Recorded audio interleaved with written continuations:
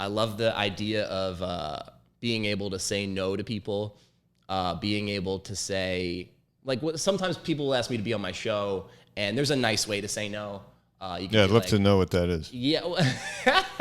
You could be like, oh, man, I'm really booked up right now. My favorite thing to say, it seems kind of like weird, but I'm sorry, I got too many white guys. So isn't that exactly the frustration with white guys right now? It's like everyone says there's too many of them. Yeah, and there's a thing of, oh, I'm a white comedian, it's so hard for me. Really, buddy? I mean... It kind of is, if you think about it. It is. People are kind of there's so much white noise.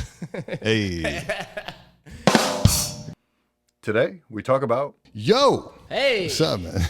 How fucking fake did that feel? Like, oh, hey, let's get into the energy. We're doing it. No, yeah, I definitely want to have you back, man. This is Camden, Killer Cam, by the way.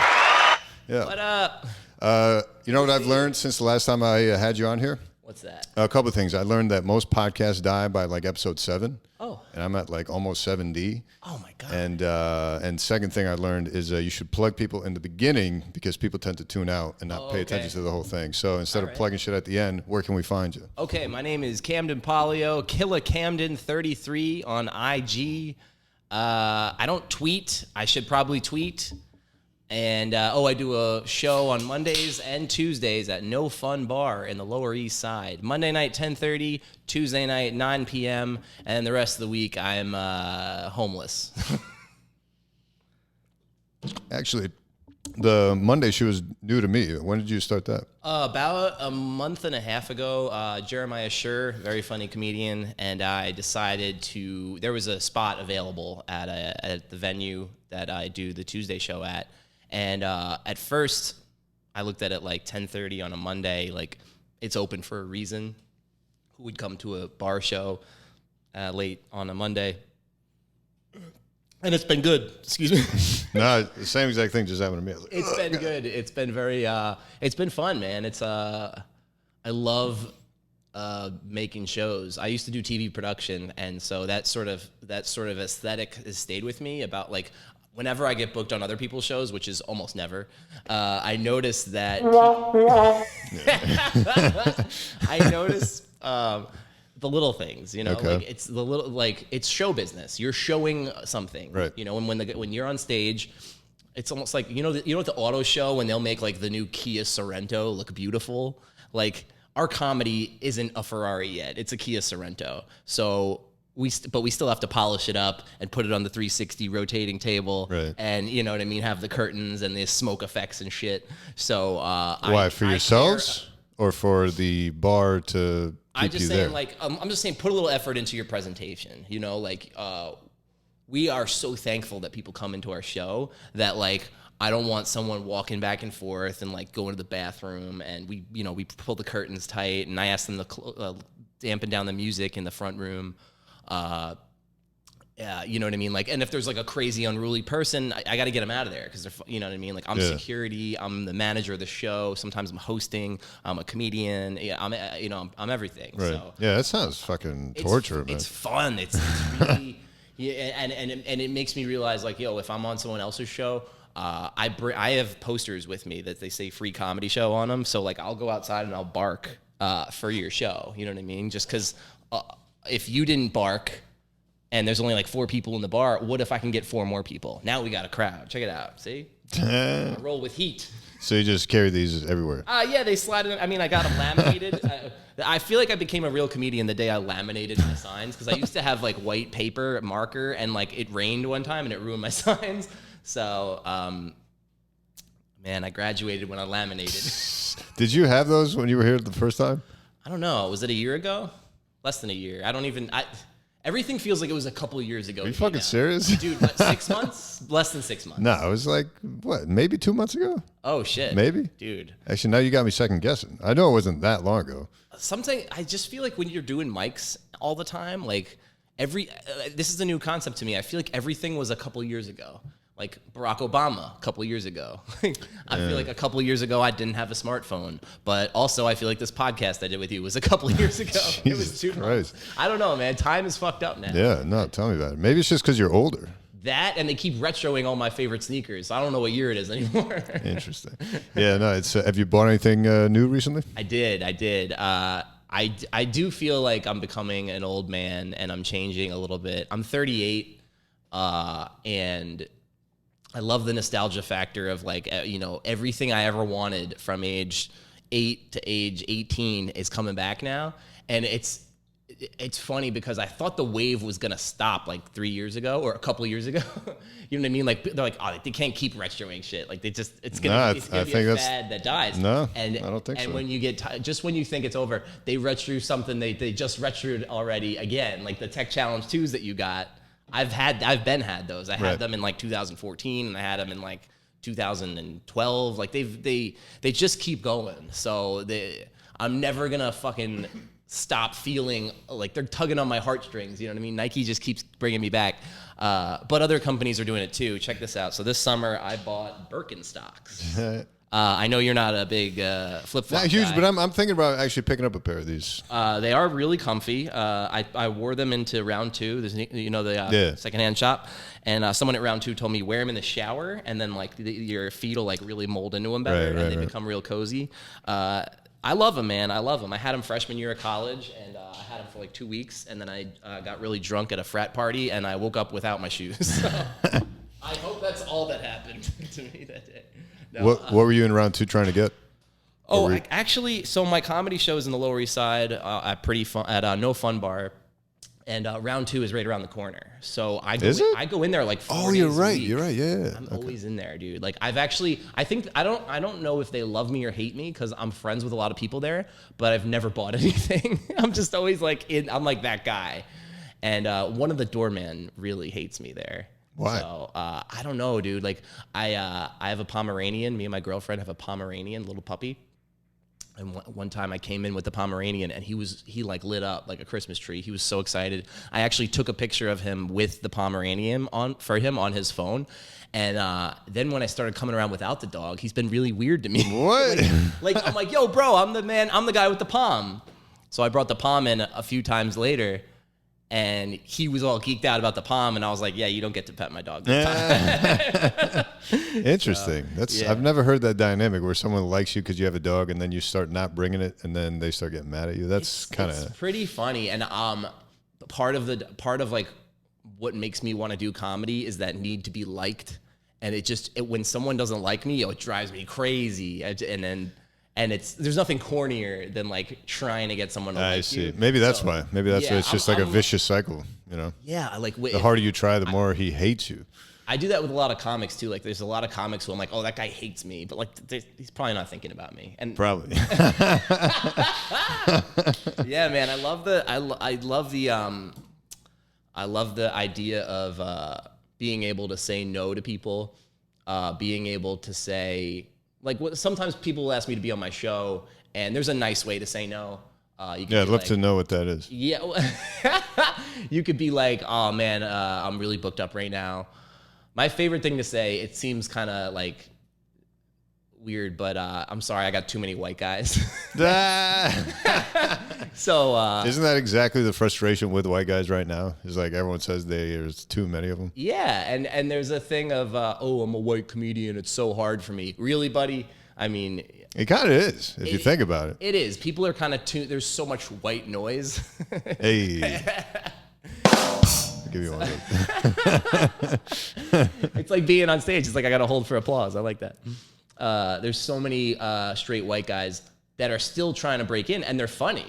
But there's no way they're all gonna make it because there can't. You know what I mean? Like, dude, I don't know, man. Like you say, funny, but I'll tell you, I find so much shit less funny now than ever before, and it's kind of frustrating. Like it's kind of sad for me because like I'm spending all my time at these places where you would imagine, even if you're only doing 5 minutes, at least you get to listen to an hour of funny stuff, but it's like not funny stuff. And then your stuff also isn't all that funny either, or at least they'll definitely tell you it's not that funny. Yeah. And then it's just like, what did I just do for 2 hours? Like what? I mean, there is, I think that's a triple-edged sword, what you're talking about with comedy, because the first edge of the sword, now that you're doing stand-up comedy, the magic is wearing away. Yeah. You see how a joke is crafted, Right. and even a joke that hits, if you see it 4 times in a week, you will not laugh anymore, unless it's like, I don't know. There's some comics that can do some stuff that makes me laugh every time I see it, and it's just. I get jealous of that. That's rare, You know, That's but that I think to me that just shows how good of a joke it is. Because like Chappelle, you'll watch over and over and over, Yeah. and it's always funny because Yeah. it was that good of a joke. You know. True. There's a few comics. Andrew Casertano, for some reason, his stuff is so funny to Yeah, me, like yeah. the way he sings. And I'll be in the shower singing, I live at home with my family. He's got like hit records. Yeah, for he should jokes. do an album for sure. Yeah. Anyway, so it's a triple edge. This is why you're not laughing at stuff anymore. You're going to mics all the time. There's so much more comedy content around us now, like memes on Instagram, like all the shows, all the streaming, all the specials. Everything's like, you know what I mean? Like comedy has become like currency now. Comedy is like, it's people don't want to be action stars anymore. They want to be comedians, I feel like. So there's that. That's the thing. Is that real, or am I just, like you said, surrounded by it so much that I just assume everything in this life is comedy now? Or is it real that like comedy's become more popular? I can't tell. I can't tell which it is. I think that the way we work, there's this whole groupthink now with social media that like, oh, you know, that feeling when, and everyone's like, I get that. Like, Right. I get that meme. So like we're all of a similar mind now, you know, and it's all about relating to other people. So I almost feel like all the regular jokes have been done before. They're on a special, they're on a meme, they're, you know what I mean? I was thinking that actually literally this morning. I was like, They're on a dude, commercial. have we done every punchline? Are we done? Are we done? We can't be done because people still go to the Comedy Cellar, and I know they still even go to Greenwich Comedy Club too. Exposed. So, and I also like what's going to happen to the 100,000 comedians in New York City? They're trying to still break into it, you know, because it's still there's still something great about going to see a live show and watching a comic riff and watching something crazy happen. That's the thing. That's the only thing left that's kind of exciting to me. The live, not cadence. What's the fucking word? Candid. That live candid moment is still just riffs. It's the material is just like, dude, you rehearsed this and you practiced this. This doesn't feel like a real conversation anymore. So even shows, I was just talking about the open mics earlier, but even shows I'm going to, and I'm just like, I don't even feel like listening. I know, yeah. You know? Yeah. And I think, I feel like this may be a common theme with a lot of comedians, if not every comedian, if they've been doing it long enough, where like you stop listening to the material and you're just listening for the laughs. And you're like, oh, that one he did or she did got a laugh. Oh, that one got a bigger laugh. That one didn't do as well. Like I feel like I'm listening to that now instead of the actual You're content. listening for metrics. Yeah, exactly. That's crazy. But not even because I'm using it to judge them. It's just like this is like the common theme I see with booked shows, and then this also applies to the open mics in Iowa because they are kind of like booked shows because regular people come to them. Yeah. The comedians typically will sit in the back or like they have their corner where they're just sitting down and just like chatting. And I feel like they only pay attention to the comic that's on stage if they hear laughs coming. That's what gauges them, their interest to be like, I don't even want to listen to these bits because I know I'm not going to laugh at those. I just want to view the spectacle now of this guy commanding this room. Yeah, that's I feel like cool. that's more entertaining as a comic, especially if it's a comic that you've seen all over town for years now. Mm-hmm. Like, what else are they going to say that's going to make you laugh? Probably not all that much because they're at a book show. They're trying to use the same go-to hitters. Yes. Which you've heard 1,000 times, even if they're still funny to you, but it's just like now you're just, okay, which crowds did he captivate? And then I just want to watch that show. You know, that's what I feel like. I agree with you. There's nothing like a room full of people laughing. You know what I mean? That energy is like, that's a drug. Right. You know, even to be in that audience when you laugh and everyone around you is laughing, it's like, you know, you could watch Dave Chappelle's Netflix special, but if you were there at the Cellar when he dropped in and did 2 hours and it was just riffing with Chris Rock, and it's like, oh my God, to be there and like, it's like you are like hanging out with those guys. Yeah. And that's still a great feeling. Yeah. You know what I mean? Yeah. And they can chop it up and edit it, and they can put that actual set on Netflix, but you weren't there. And it's kind of like, I remember when Dumb and Dumber came out in theaters. I don't know if we talked about this on the last pod, but it was, I don't think so. In the time I was like, that's the funniest movie I've ever seen because I saw it in the theater and it was crazy funny. And is that your all-time funniest movie you've seen? No, of course not. I'd have to think about it to see what's the funniest. I agree with you, man. It's like it's hard for me to be blown away by content now. I think The Big Lebowski is incredibly funny. I don't know if it's aged well or not. It was very funny to me when I was 20 years old. But Dumb and Dumber is so great when you're watching it with a group of people who are it's washing over them at the same time, and you're just. But if we throw it on now and it's just me and you, we'll be like, you know what I mean? It's a contagiousness, and it's a. I mean, I just saw Quentin Tarantino's new movie, and I'm laughing out loud at a whole bunch of stuff, and it was a packed theater, and it was an experience. Were you the only one laughing? Oh no, that'll happen to me at comedy shows though. Like I'll laugh at premises, because like. The way the guy will say a premise or like an awkward transition. Right. I've been at the Comedy Cellar and I was the only person who laughed out loud before, and I was like, "Really? Am I stupid?" It sounds strange. I can't imagine I do it at mics. I do it all the time. I think I'm a. No, I just mean for the Comedy Cellar because it's like such a hot room all the time. Oh yeah, no, it was just like a random word, something that they. It wasn't said. meant to be a punchline. I was probably high. I don't know. But I love comedy so much that I'm laughing at stuff that's.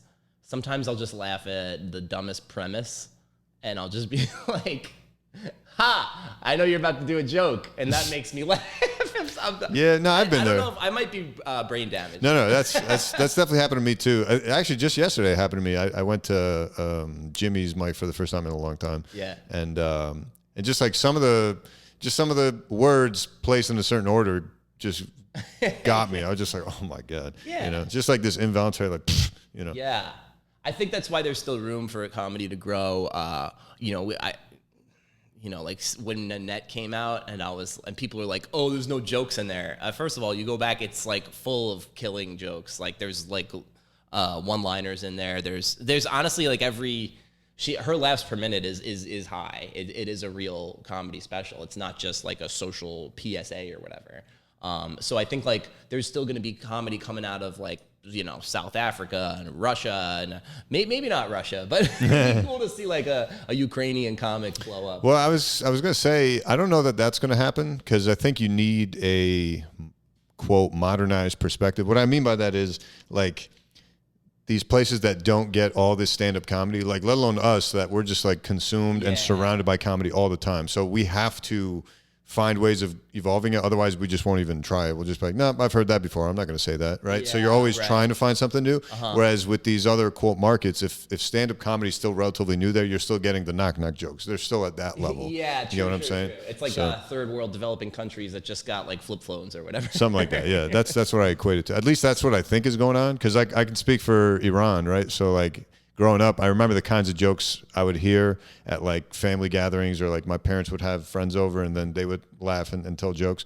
And they were just so corny. They were just like, these would not work in a U.S. market because the U.S. market comedy has evolved decades, So I feel like that's kind of a factor. But I mean, I've seen, maybe Australia's not a good example because it's not like been deprived of comedy, but I would say, like a Russia type of place. I don't know that you would expect like a top-notch talent to come out of there unless it's like some freak accident. I don't know. Yeah, I it's true. There is a lot of, there's definitely a lag time. I work in a Ukrainian restaurant, and I showed up there on rollerblades the other day to grab some water. I was in the neighborhood and I needed a glass of water, and so a bunch of guys came outside to look at me on rollerblades, and they were like, "Ho ho ho, you're gay, yes?"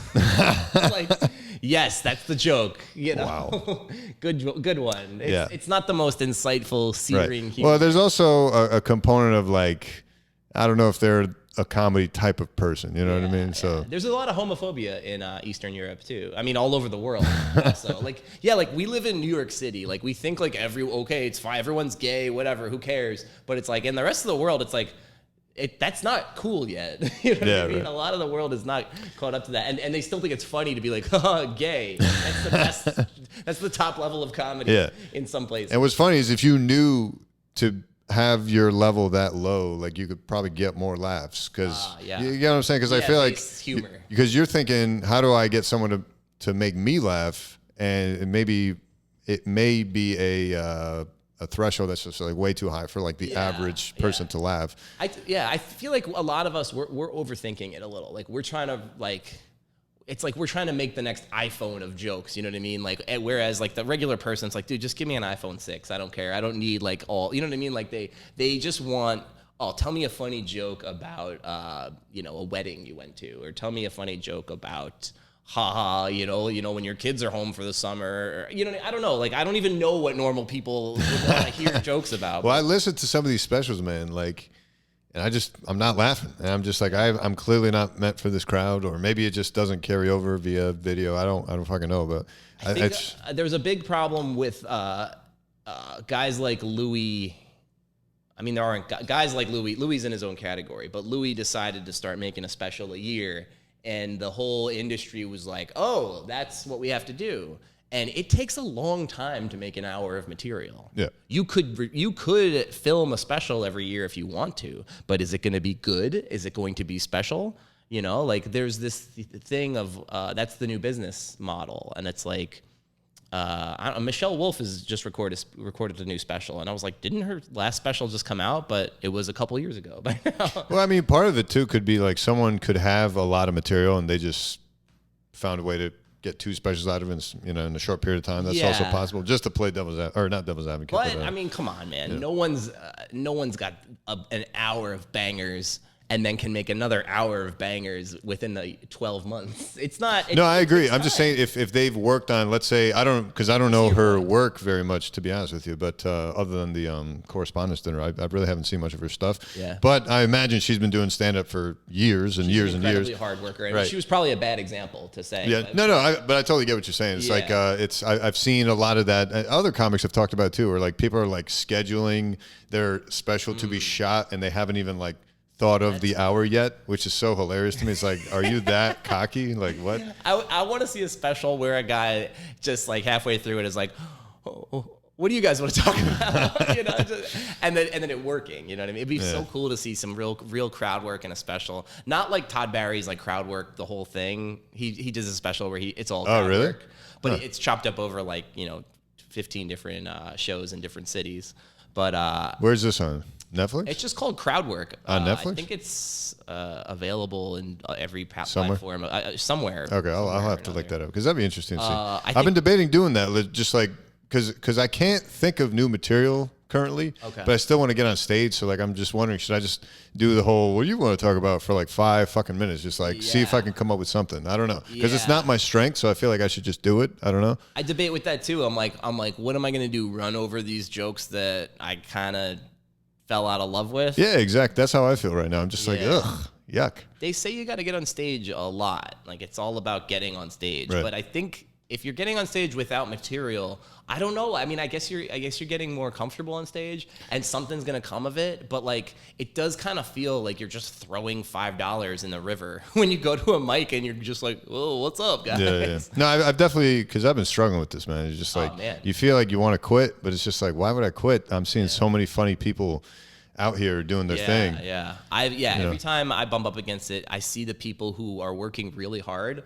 Like the guy, those guys that you'll see at every mic. Yeah. They're getting somewhere. Yeah. Like I know a lot of guys who are. One guy's making an hour. He's taping an album, not a special, but an album. He's been at every mic for like 6 years. Listen, day in and day out, is that a very depressing life? Yes. Yeah. And are you gonna feel like doing comedy every day? No. And it's that grind, like you said, that's just gonna fucking sand all the funny out of it. Like not. Yeah. So what's the balance? What's the right answer here? What's the move? I don't fucking know, man. It's annoying. I think it's sort of like wanting to be a comedian is like walking through the desert with the North Star as your light, and the water is comedy, and like you don't see any water in the desert as you're walking, and you just look up at that star, and you're like, that's where I'm headed, and this day-to-day shit sucks, but if I keep following that star, I'm gonna eventually find the oasis, which is the Comedy Cellar or something. I don't know. Now here's the issue with that, right? Like I thought the same thing for a long time, but then I'm sitting back and I'm just like, you know how some people try at this and just never make it. Of course, yeah. What if you are that person? Yeah. You know, like at what point do you have to just say, maybe I'm one of those people and I should really stop torturing myself here? You know, like when do you know?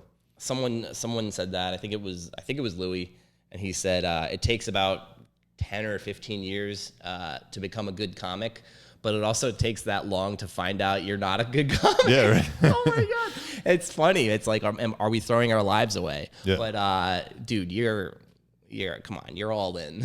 You know, you're not gonna do anything else.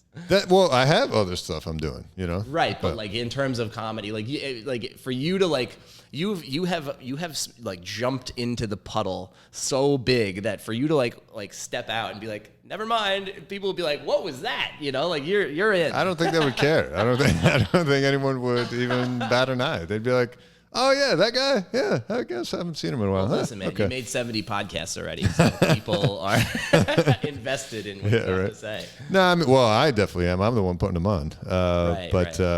Yeah, that's kind of the same idea, because my podcast is by no means like a major viewing of my channel, let alone in general for people. Right. But there are some dedicated listeners, which is super dope. Yeah. And it is that North Star idea. It's like, dude, I'm just going to keep chugging along, and maybe by episode 300, maybe something's happened, you know?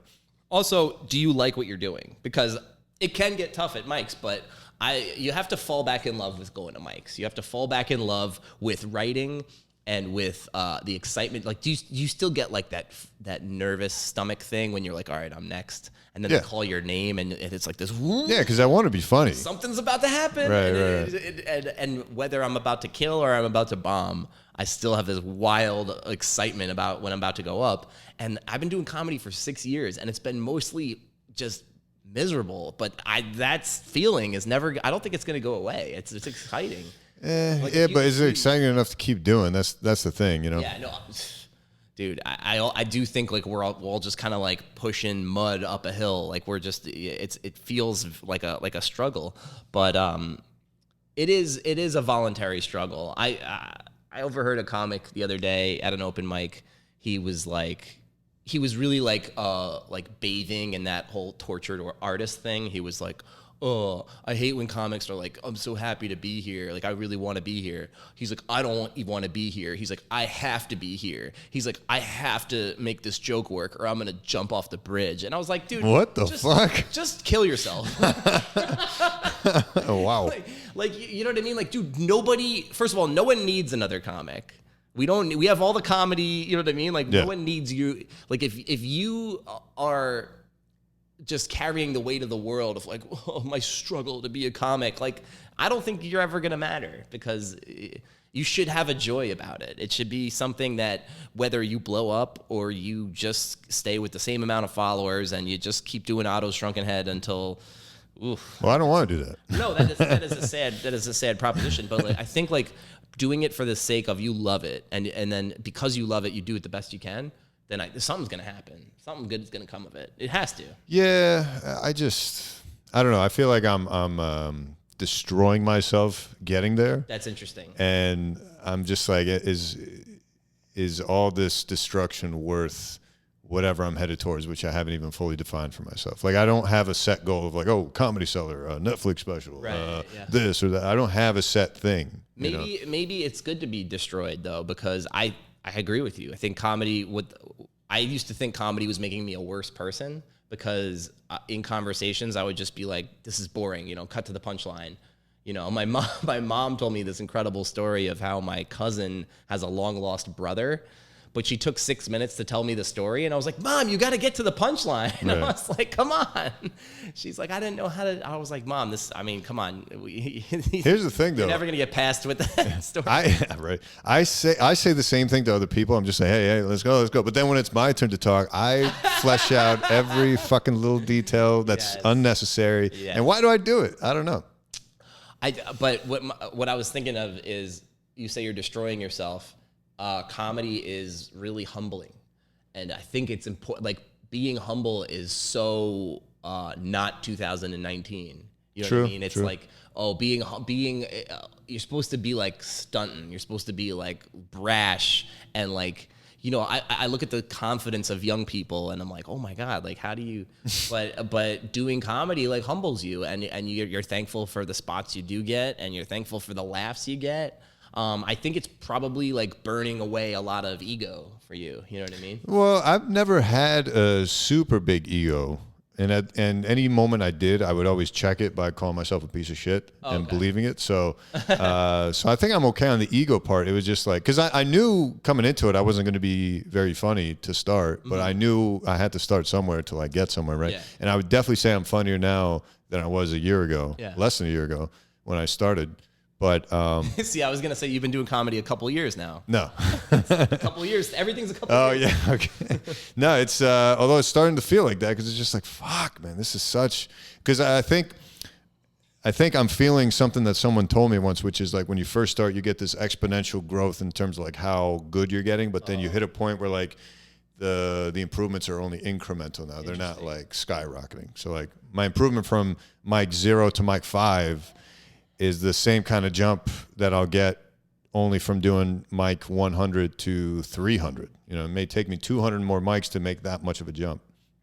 I've had a different perspective. I think that in the first 2 years, I just really was saying stuff that I thought was funny that I didn't know how to convey properly.